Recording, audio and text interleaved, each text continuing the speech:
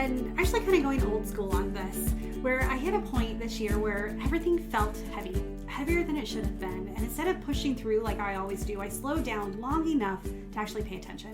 And what I found were 4 lessons that completely changed the way I lead, I rest, and I show up in my life. So in this episode, I'm sharing the first 2. These are the shifts that pulled me out of exhaustion and helped my clients go from overload to clear without changing a single thing about their workload. And if success feels heavier than it should, well, this one's for you. Listen in. If you're listening to this at 5 a.m. because you couldn't sleep, or in your car because you're avoiding another meeting that should have been an email, or a flight in between cities that you can't even remember, this episode is about to explain why everything feels harder than it should be. And I'm not going to tell you to hustle more or harder. I'm not going to tell you to meditate more or find your why. Those are important. And you've heard all of that before. And instead, I'm going to share some brutal truths and ones that I had to learn this year that changed everything about how I operate, how I rest, how I relate to people. And more importantly, how many of my highest performing clients went from exhausted to energized without changing a single thing about their actual workload. If success feels heavy, you're about to understand why. Hi, welcome to A Leader's Purpose podcast. My name is Tami and I'm your host. And today, so we're in the middle of the Resilient Leader series. And I decided to take a pause from that. And not because this isn't about becoming a resilient leader, because these lessons that I've learned actually increased my resiliency, increased the way I relate to people and the sturdiness that I have in what I do. And these are also lessons that I have worked with my clients to learn and to implement. And so I thought it was okay that we took the series on pause for just one episode. And I wanted to share 4 lessons with you that I think are going to change your 2026. And I know this is going to drop on December 1st. And so we still have a month left of 2025. And so many times we discredit, okay, it's December, it's the holidays, we throw in the towel, we say la vie, but December is such an important month. It's time for reflection. It's time for preparation. I get excited about what did I learn? How did I grow this year? And what's next? And so these are the lessons that as I was journaling, as I was looking at what I needed to learn this year, I thought I would share them.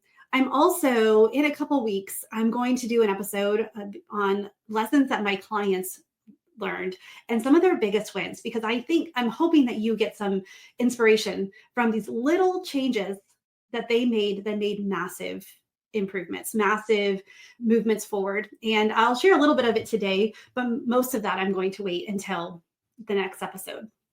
Okay. So lesson 1, success doesn't happen in the margins. It happens in the calendar. Nothing new. Right? Every underperforming executive has a calendar full of everyone else's priorities. Show me your calendar and I'll show you your real strategy. Show me your calendar, I'll show you your values. Like, we've heard these things. And the thing is, the gap between what you say and what gets scheduled matters. And I was thinking about it because I like the flexibility. I'm an entrepreneur. One of the reasons why I'm an entrepreneur is I like to be able to make my calendar, and I've learned that I don't like when people add time responsibilities or take my time that's not theirs. That is a big lesson that I've learned. And I was like, okay, because I have these goals, I have responsibilities. And as being an Enneagram 1, I take responsibility very seriously. And so the gap between what we say and what gets scheduled became really big. And so, I was going to tell a story about a client, but I think I'm going to switch this and tell you a personal story, because no one's immune to this. And I had this goal. I wanted to create this video training. I wanted it to be, because it's a question, it's something that I get asked a lot. And I wanted to create this video and offer it up just as a free training. And you just click on it and watch it. And I know that my clients would get a lot from it. I know that people who are in my sphere, and I know that future clients would get a lot from it. And I'll also kind of get to know me a little bit. And so I had this idea of creating this. And it took me 6 months to actually do this. I finished the video. It's 10 minutes, 10 minutes, like 10 minutes and 36 seconds or something like that. And to actually sit down and do the video, it didn't take me much time at all. And even to create the outline for the video, it didn't take much time.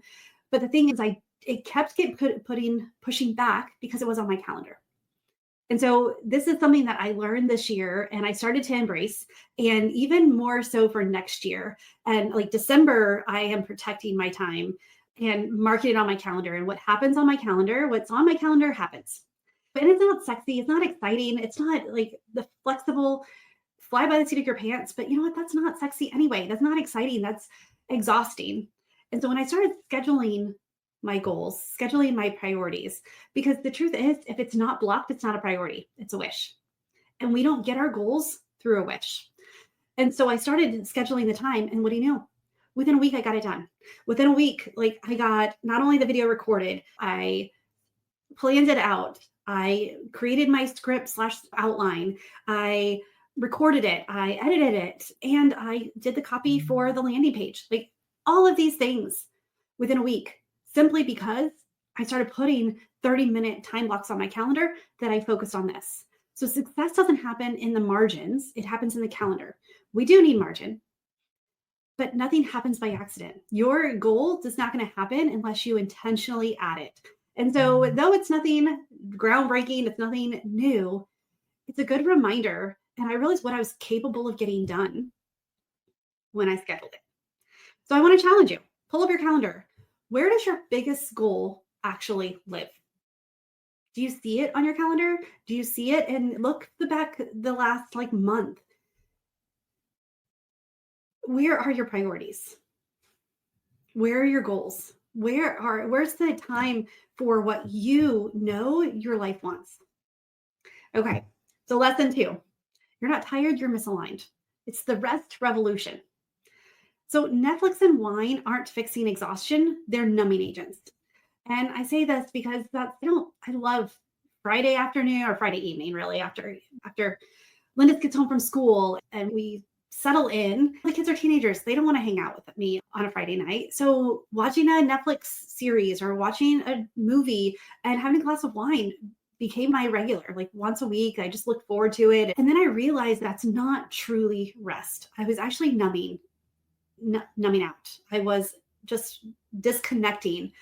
And so many times executives think that rest is doing nothing. And it's actually wrong. So one of the things that when I studied rest a few years ago, because rest is a partnership with productivity. It's not the opposite, it's a partner. And so you need to rest. So the way that it's said is, if you work with your hands, you rest with your mind. If you work with your mind, you rest with your hands. And so I do a lot of mind work. So even intentionally washing dishes, making dinner. I love cooking. So the act of mindful cooking and mindful eating, and it's something I have to do anyway. It's my chore that I got to feed my family. But when I started embracing it and focusing on it and just enjoying the process, that's when it became rest. So true rest is when you intentionally do something in the opposite realm that your work is. So if you work with your hands, if you are a carpenter, if you are an electrician, if you build widgets, and most of the people that I work with are actually working with their mind. They're leaders, they're leading people, they're visionaries. And so watching TV actually does not energize the brain like gardening, like creating Legos. We can have fun, we can play with it. And so it's not the fact that it needs to be something tedious or hard, or you need to scale a mountain. If you like doing that, great. But that's not an everyday thing. Gardening, woodworking, cooking, this active restoration is what we're looking for. Your brain solves problems when your hands are busy. So that problem, that person that you're trying to get through, that problem you're trying to solve, when you are in active restoration, your brain is still working behind the scenes. And so it actually gets done a lot faster. Breakthrough happens in motion, not vegetation, not in sitting on the couch for 3 hours and just being. And I'm not saying give up Netflix. That's something that I am drastically going to change over this next year in 2026, because I've noticed that it's so easy to turn on a movie instead of reading a book. And so my reading has gone down, which also my enjoyment to that has gone down. And so you're not tired, you're misaligned. And like looking at the rest revolution, your brain solves problems when your hands are busy. So get out of your brain, get out of the thinking mode, and just the act of washing dishes, of chopping the food, of gardening, woodworking. Again, these are simple things. Going on a walk and just allowing without something in your ear, without somebody, you can even take a person with you. I don't want to say, because I really do believe you need to rest with your values, not from them. So if you want to build relationships, rest with the relationships you want to build. Garden together, woodwork together, cook together. This active restoration is what we're looking for. And we want our hands to be busy. So that gives our brain time to rejuvenate. Rest isn't the absence of work, it's the presence of alignment. And when we actually rest and we give our brains that break and give our hands the activation that it needs, that's when we become more aligned. That's when things become clear. How many times are you in the shower and then all of a sudden you have this light bulb idea and you're like, oh my goodness. And luckily now we can be like, hey Siri, and it answered me. You can say, hey Siri, and then you can like just tell it your idea instead of rushing over trying to get your wet pen and write it. So you're not tired, you're misaligned. And it's really about the quality of the rest that you're doing. And so for me personally, looking at, okay, I don't need, before I turn on Netflix, let me read a little. Let me enjoy cooking a little bit more. I enjoy cooking, especially in the fall and winter, because things like slow down, it gets darker earlier. So you're not spending as much time outside. That and it's cold. Excuse me. So cooking, it excites me. And I get to do it with my family. My daughter and I will cook together. She's really the baker, but we still will cook together. Every once in a while, my son will come and get involved as well. He is actually a really good cook. He just doesn't like to, which is fine. He's 17, right? He's allowed to. But the thing is, it's about resting with your values, not from them. Allow your breakthrough to happen in the motion. Hey friend, okay, take a breath with me, because those first two lessons alone can change the entire way you move through the end of the year. But we're not done. So in the next episode, part 2, I'm breaking down the other 2 lessons that truly shifted everything. That ones that helped my clients see their patterns, read their data, get clear, and drop leadership costume that they've been carrying around. They're pretty big, and honestly, they may be exactly what you need right now. So if you're listening to this and you realize that you're ready for clarity, real clarity, not the kind you borrow from other people, let's talk. Book a leadership strategy call at TamiMarieCoaching.com/call, and we'll get clear on what you want and what's getting in the way, and even the next move that aligns with who you really are as a leader. So part 2 is coming. You don't want to miss that.